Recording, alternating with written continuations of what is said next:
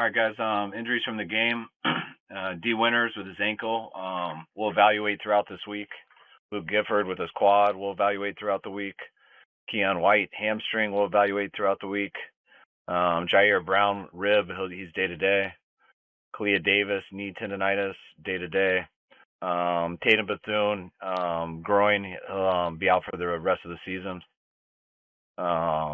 And updates on players who missed the game. Trent Williams and Ricky, both with hamstring and knee ankle. We'll evaluate them throughout this week. And that's it. Go ahead. Did Bethune have a groin tear? Yes. Will that require surgery? Possibly. I haven't decided yet. And obviously Eric Kendricks has to step in. How do you feel about his readiness with the defense to be able to play at a high level that he's shown in the past? I'm real confident in Eric. He's been here long enough. These games he's gotten in the last couple of weeks, he's done a good job of, and I'm glad that we got him for this situation. Who's the next guy up at that weak side spot if D. Winters wouldn't be able to play? It could be Warlow. It could be Curtis Robinson. Kyle, I'm sure it's not this week, but are you reaching a point with Fred at all, or any update on him where maybe he could start practicing or at least start looking at that, or is that still too far off?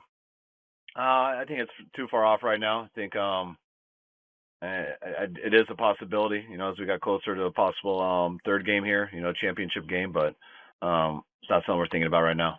So Brock Purdy came out of the game fine after that sack at the end? Yeah, Brock checked out good.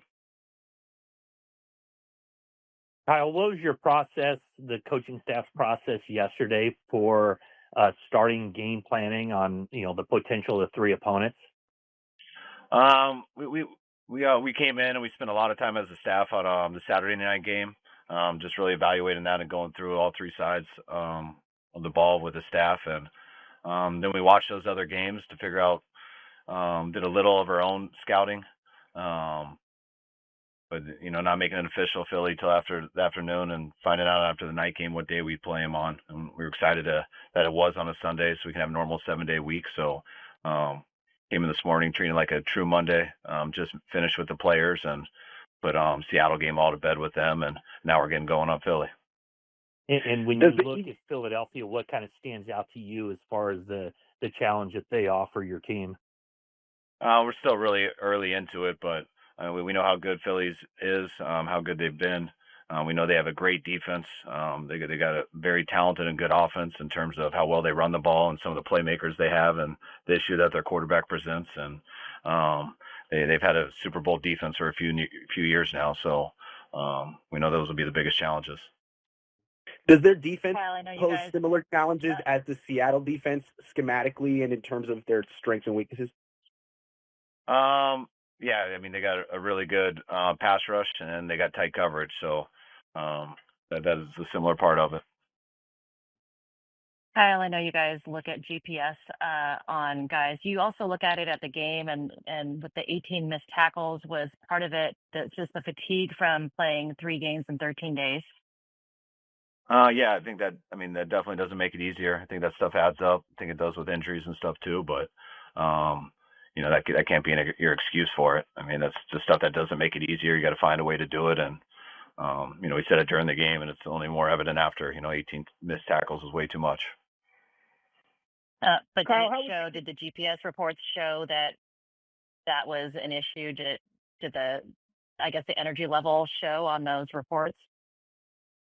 GPS doesn't really show with missed tackles or anything. That just tracks their top speed and how much yardage they cover in a game, and our guys were speed-wise fine. They were same as the week before.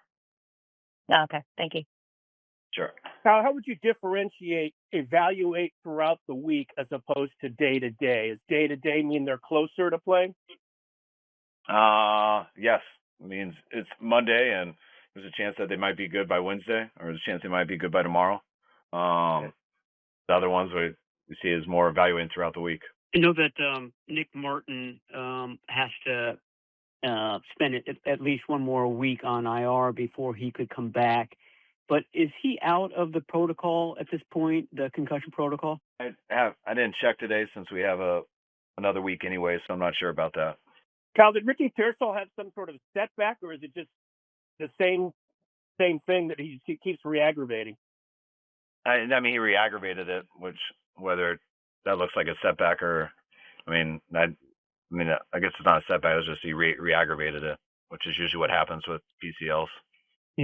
Are there any plans to open the windows for anybody? I mean, specifically, we talked about Jacob Cowling for a while. Yeah, Cowling's window will open this week. He'll start practicing here on Wednesday. Kyle, it appeared like it was a tough game for your offensive line, and particularly the tackles. What was your assessment of their performance? I mean, yeah, it was a tough game, and we knew it would be going into it. I mean, there was a couple times, especially that last third down. There was a few times that they got edges on our tackles. The 4th and 1 was a big one, and the last third down was a big one. But I also think they had a number of plays where they did give us time. So it's, but we didn't take advantage of those and score on those drives. But it's, going against a defense like that, you are going to have some bad plays, which they did. But by no means were they not up for the challenge on other plays also. Was there anything about the game tape that was different than what you expected to see? No, the game tape was very, very much what we expected to see.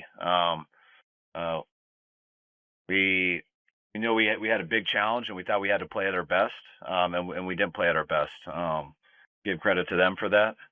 I thought we made a couple too many mistakes, which when you're in those situations there's not much room for those mistakes. I thought we got some stuff going a little bit more later. I mean, talk about the O-line and stuff. That one drive that we got into the 3 before we turned it over. And those are 7-step drops, really putting a lot of pressure on them to try to get those plays. And we were able to get those all the way down there, but then had the turnover on the 3. But it just wasn't clean enough football to beat a good team like that. And we know we can play cleaner. Kyle, you said the message to the guys would be to embrace the hard road ahead. And then you land, the reigning Super Bowl champs in round 1. How have they been receptive to that? Especially amid some of these injuries that seem to be piling up again. I think that's what our guys are ready for. I mean, to go all into that game, I don't think we cared who we played. The main thing was knowing that you got to go to 3 on the road to get there to the last game of the season, as opposed to 2 games at home to get there. So that was the biggest thing in playing the hard way. Right now, you can't get picky about who you play, whether it's the defending champs or whether it's the 7th seed. This is the playoffs. Everyone's earned the right to be here. If you want to reach your ultimate goal, you got to be good enough to beat anybody. Hey, Kyle, going back to Philly, obviously it's a different team than 22 and 23, but going back there in 23 and winning the way you did, for the guys that are, still on the team now, do you think that helps them in terms of it's not all about, getting revenge for the 2022 NFC Championship game, knowing that you've already been back? Yeah, I think those storylines and stuff are great for fans and for people to talk about throughout the week and stuff, but I don't think the players think much about that, especially how many years it is removed on both sides. The guys who were there in 23 or 22, I think the best deal is understand the atmosphere of Philly, what it's like to go there and play a big game and how it can be, and it helps guys be more prepared for the moment, but I don't see much correlation into the previous meetings to this one. How did you feel about how Upton Scout played against the last game? I thought Upton played really well. I thought might have been his best game of the year. I thought he had an awesome game. All right, we'll see you on Wednesday. All right, guys. See you guys Wednesday. Thank you.